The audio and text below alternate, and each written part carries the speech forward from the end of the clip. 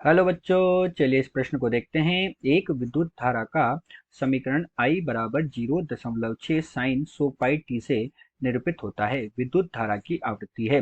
विकल्प ए दिया गया है 50 पाई, विकल्प बी दिया है 50, विकल्प सी दिया है 100 पाई और विकल्प डी दिया है 100। तो बच्चों हमें यहाँ पर विद्युत धारा की आवृत्ति ज्ञात करनी है। तो चलिए बच्चों, सर्वप्रथम हम प्रश्न की मुख्य अवधारणा पर चर्चा करते हैं।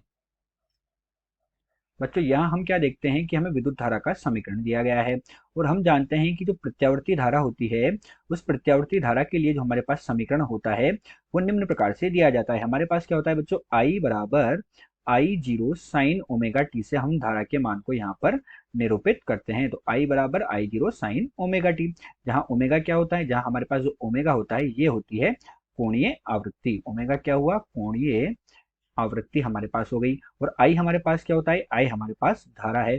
तो आई हमारे पास हो गई धारा और आई जीरो हमारे पास बच्चों धारा का अधिकतम मान होता है।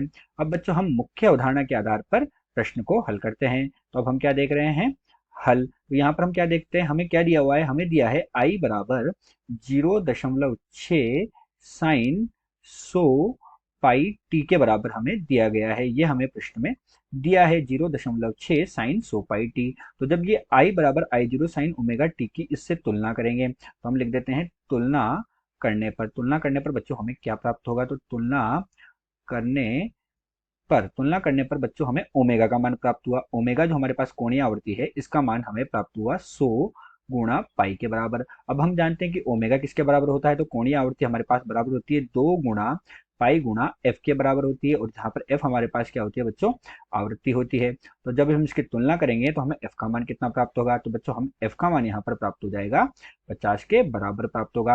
अतः दिया गया जो प्रश्न है, इस दिए गए प्रश्न में हमें आवृत्ति का मान कितना प्राप्त हुआ, जो आवृत्ति एफ है उसका मान 50 प्राप्त हुआ। तो दिए गए प्रश्न के लिए आवृत्ति विकल्प बी 50 सही है। आशा करते हैं आपको प्रश्न समझ आया होगा। धन्यवाद।